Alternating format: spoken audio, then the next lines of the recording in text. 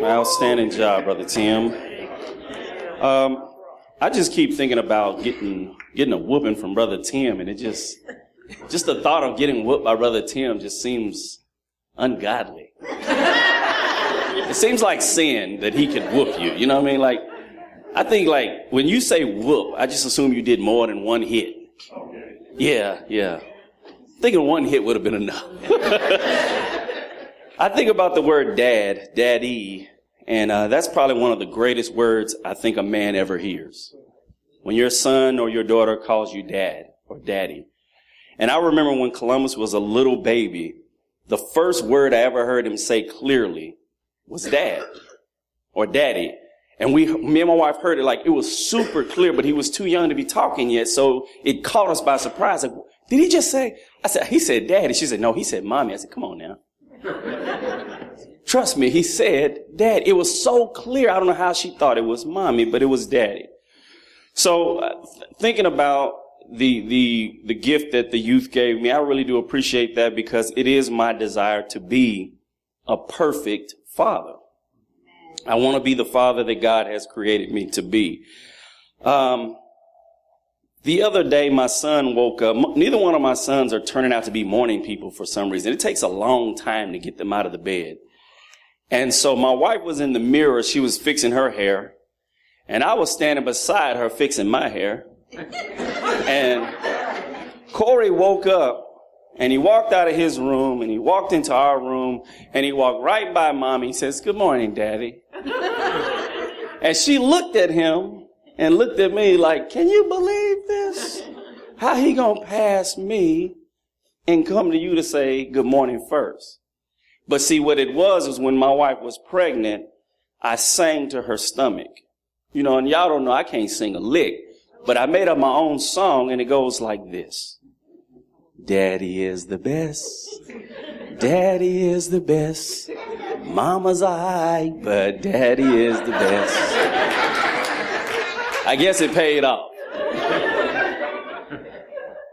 You know, when I think about God as a father, can you put Matthew 3:17 on the screen? I just want them to see this real quick. Matthew 3:17. Look what it says. It says here, Matthew 3:17. There it is. There.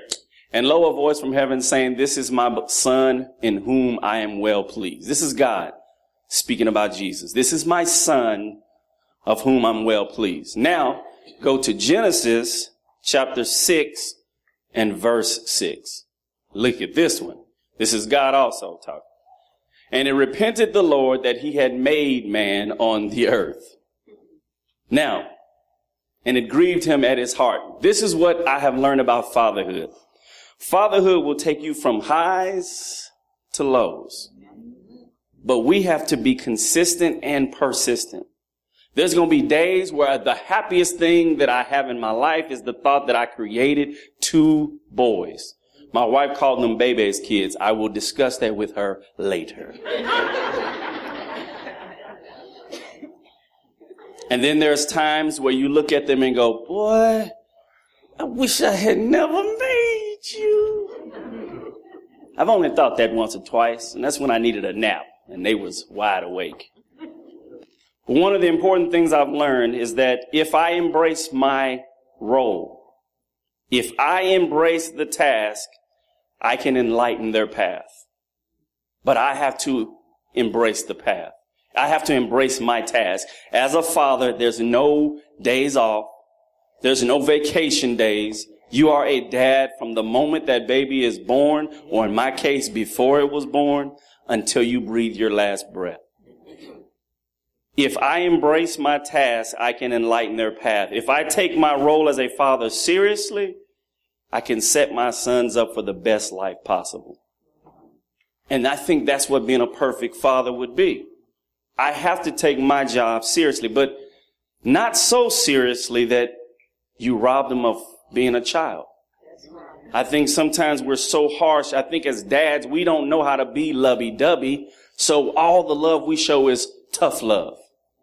Because that's what our dad showed us. Tough love. Just tough love. Yeah, boy, I love you. Go on in there and wash them dishes. Yeah, boy. There's no embrace. There's no love. There's no They don't feel love. They heard it, but don't feel it. As a school teacher, I've taught for 15 years. I cannot begin to tell you how many students I know have never felt love at home. That's the reason why the young girls will sleep with whichever boy that will ask them for their body, because they heard I love you and they like hearing I love you. So when they hear it from you as a father, it will squash all those other garbage boys that's trying to rob your daughters. I thank God I don't have any daughters. I thank God I don't have any daughters. Can I say that one more time? I thank God. I thank God for my sons. I will try my best to train them to respect young ladies as if I had a daughter. But I thank God I don't have a daughter. The other day, my son, thinking about not being so serious, you got to laugh sometimes at your kids. And Corey was hungry, but it was bedtime. You know how they do. They don't eat during dinner, but when it's time for bed, all of a sudden I'm hungry. And not hungry, I'm starving. I'm like, Dad, if you don't feed me, I'm going to call that number that I saw on TV hungry, right? So he looks me right in the eye. This is what he says now. He says, I'm not leaving until you feed me. Now, I hid my smile, but I was laughing on the inside because it was funny because you are 5 and you're going to force me to feed you. I said, then I put on my mean daddy face. We got to be good actors sometimes too. What did you just say? Excuse me. I'm just saying, Daddy, that I'm hungry. All right. Next time, we do it. Next time, you better eat when I told you to. Now sit down and eat this cheese sandwich and go to bed. He still won, didn't he? Man. Then one day, I scared my oldest son, Columbus. He was, watching his iPad or something. He screamed, just like a little girl. And I said, you must not be living right. You know that old saying, you must not be living right. He said, what does that mean? I said, that's just an old saying that people say when people get scared for no reason. So the next day he scares Corey. Corey screams, He goes, something's wrong with your life.